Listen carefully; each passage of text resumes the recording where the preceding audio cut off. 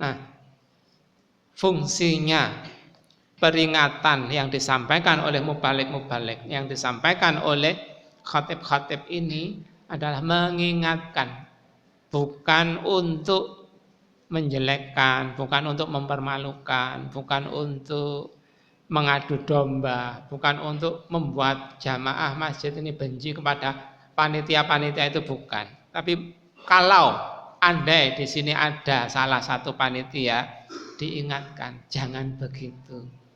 Nanti kalau menjadi panitia jangan begitu. Dibuat acara-acara yang semuanya lega, semuanya enak. Kan nggak harus dengan suasana yang begitu. Kadang dimulai menjelang maghrib sampai jam 11 malam. Kapan maghribnya, kapan isyaknya. Kan bisa dimulai sejak jam 6 pagi, jam 5 pagi, jam 10, jam 9 selesai. Dan gak harus panjang-panjang begitu, gak harus joget-joget ibu-ibu, perawan-perawan disuruh joget di depan, bapak-bapak joko-joko begitu itu. Kan gak harus begitu, pakai jilbaban yang rapi, baris yang rapi. Di tempat lain ada yang sekedar pakai dokar, duduk-duduk di dokar, dokarnya dihias. Nah, begitu kan bisa. Atau dengan cara yang lain lah, pakaian-pakaian yang bagus-bagus, pakaiannya para pahlawan, atau pakaian para pejuang, pakaian kiai, kan begitu nggak apa-apa, nggak harus ditentukan harus begini, harus seni ogoh-ogoh yang dari Bali begitu itu. Yang dipaksakan itu loh, orang Islam dipaksa begitu. Sampai itu tadi ada yang mengarak, menggotong patungnya babi sambil joget-joget itu. Nah begitu itu sekali lagi karena mungkin tidak didasari oleh ilmu. Sejak kecil sekolahnya umum, terus kalau ada pengajian sering nggak datang. Kalau khutbah Jum'ah datangnya terlambat. Kalau nggak terlambat, ya ngantuk. Macam-macam. Bagaimana bisa mendapatkan ilmu? Padahal sumber ilmu itu adalah dari kata firman Allah ya, dari telinga, dari penglihatan, dari hati. Kalau nggak banyak-banyak mendengar, insya Allah nggak akan dapat ilmu. Kalau nggak banyak-banyak melihat dan membaca ayat-ayat Allah yang di alam raya, yang di Al-Quran ini, insya Allah nggak mendapatkan ilmu. Makanya para kiai dulu itu membuat syair ya, tombo ati iku limo sakwarnane. Yang pertama-tama maca Quran isakno sak maknane. Kalau nggak tahu Al-Quran sak maknane, ya itu tadi, kalau jadi pengurus RT, pengurus camat, pengurus Pak Bupati, akhirnya ya dalam tanda petik ngawur begitu itu.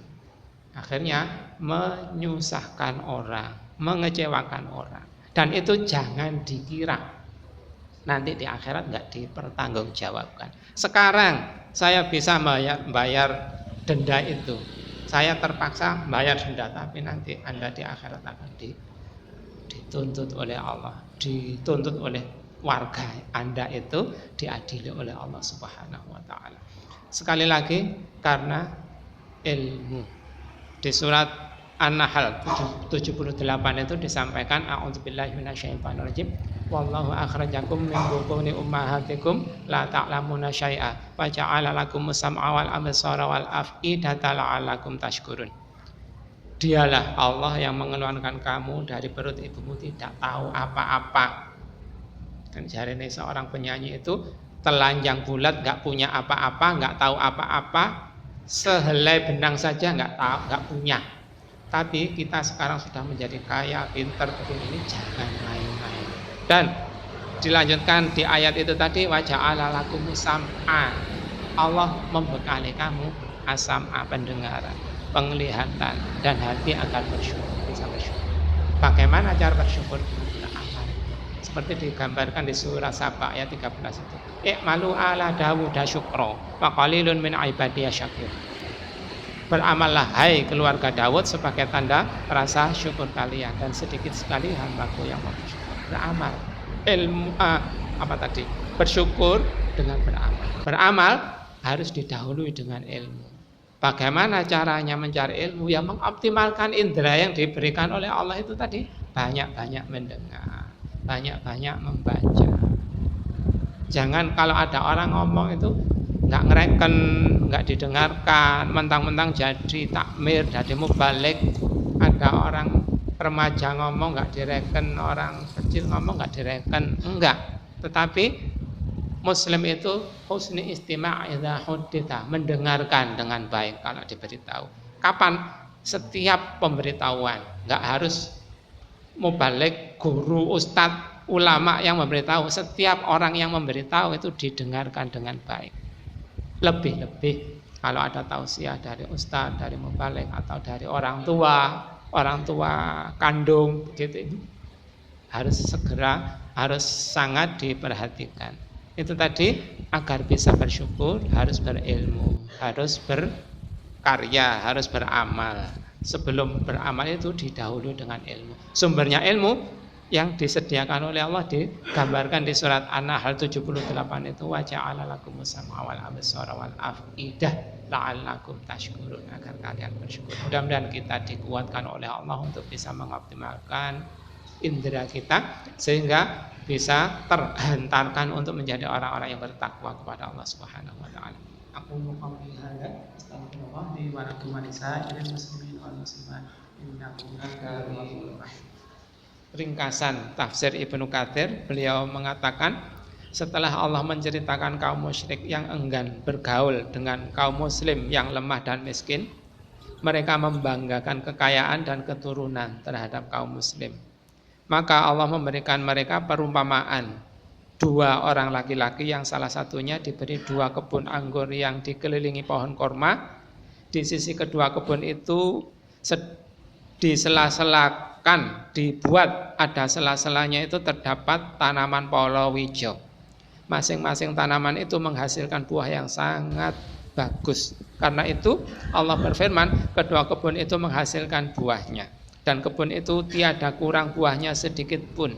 Dan kami alirkan sungai di celah-celah kedua kebun itu. Maksudnya, sementara sungai-sungai berselang-seling di sana dan di sini, di antara kedua kebun itu. Dan dia mempunyai buah yang banyak. Dia berkata kepada kawannya ketika dia bercakap-cakap dengannya, yakni berdebat dan meledek kawannya yang muslim itu tadi, hartaku lebih banyak daripada hartamu, pengikut-pengikutku lebih kuat, yakni pelayan, anak, sekutu lebih banyak. Sementara yang muslim ini anaknya sedikit, hartanya sedikit, nggak banyak teman, tapi dia membanggakan banyak teman, banyak pelayan, banyak pasukan.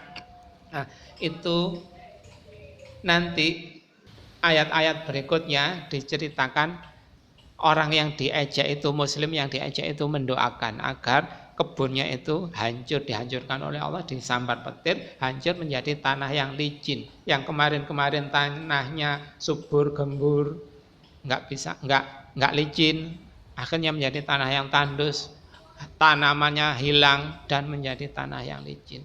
Itu diberitahukan oleh Allah kepada kita waktu kita membaca surat Al-Kahfi begini ini, agar kita mengambil pelajaran. Dan pelajaran yang paling penting dari itu adalah agar kita bertakwa kepada Allah Subhanahu wa taala. Apa takwa itu? Takut kepada Allah Subhanahu wa taala. Takwa itu berhati-hati. Jadi apa saja kita hiasi diri kita dengan kebijakan-kebijakan kita dengan kehati-hatian.